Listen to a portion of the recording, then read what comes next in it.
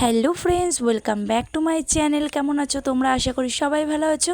আজকে new recipe নিয়ে চলে এসেছি তোমাদের জন্য। তো আজকের রেসিপিটি হবে তেলাকচু শাকের তরকারি।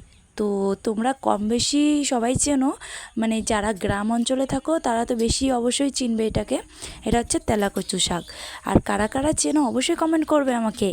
আর দেখো, আজকে আমি এরই একটা রেসিপি তৈরি করব, দারুণ খেতে কিন্তু। আর একবার খেলে বারবারই খেতে ইচ্ছা করবে। তো চলো আমি রেসিপিটি শুরু করি। প্রথমে দেখো শাকগুলো তুলে নিয়ে এসেছি, এখন কেটে বেছে নেবো। তারপর দেখো এখানে রূপচাঁদা মাছ নিয়েছি, আর এই মাছগুলো এখন ভেজে নেবো শুকনো খোলায়, শুকনো লঙ্কা, জিরে। আর তোমরা চাইলে যে যেমন ঝাল খাও সেরকমই ঝাল দেবে। আমি 4টে দিয়েছি, আমরা 3জন মানুষ, সেরকম মিডিয়ামের তরকারি করব। তো তোমরা সেরকম বুঝে করবে, যে যেমন ঝালটা খাও। তো দেখো আমি মাছগুলো এক এক করে এখন ভেজে নেবো। ভেজে নেওয়ার পরে আমি পটল ভেজে নিয়েছি বলে আমার তেলটা একটু কালো হয়ে গেছে, তাতে কোনো অসুবিধা নেই।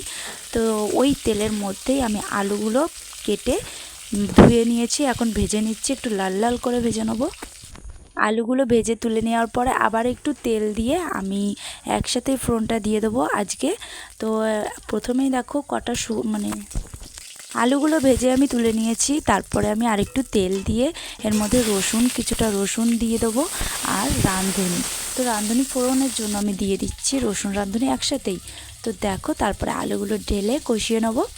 তারপরে যে শাকগুলো দেখো আমি এইভাবে কেটে ধুয়ে বেছে নিয়েছি। এই শাকের যে শীষ টাইপেরটা ছিল ওটা আমি বেছে ফেলে দিয়েছি, আর কচি কচি পাতাগুলো দিয়েছি। তো এরপরে একটু কষিয়ে নেবো, দুটো একসাথে মিক্স করে একটু কষিয়ে নেবো, ঢেকেই কষিয়েটা নেব। নুন হলুদ একসাথেই দেব।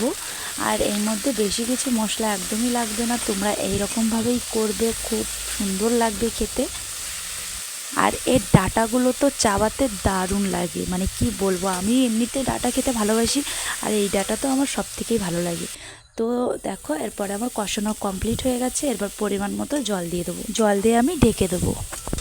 তো ফ্রেন্ডস, আমার এই ভিডিওটি কে কোথা থেকে দেখছো কমেন্ট করে বলবে, আর কে কে গ্রামের অঞ্চলে থাকো কমেন্ট করবে।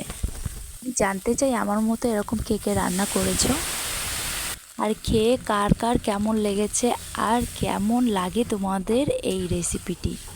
এখনও যারা যারা আমার চ্যানেলটিকে সাবস্ক্রাইব করোনি তাড়াতাড়ি সাবস্ক্রাইব করে দাও।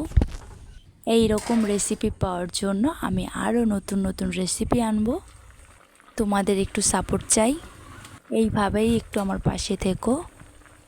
তো দেখো আমার অনেকটা ঝোল টেনে গেছে, আর আমি 3 পিস মাছ দিয়েছি। আমার ছেলে তার আগে ভাত খাওয়া হয়ে গেছে, তো আমরা এখন 3জন মানুষ বলেই দিনের বেলা এটা খেয়ে শেষ করতে হবে, তার জন্য এখন 3 পিস মাছ দিয়েছি, আর কাঁচা লঙ্কা 2টো দিয়ে দিয়েছি। আর এখন যেই মশলাটা আমি ভেজে রেখেছিলাম সেই মশলাটা আমি বেটে দিয়ে দিচ্ছি নামানোর 2 মিনিট আগে।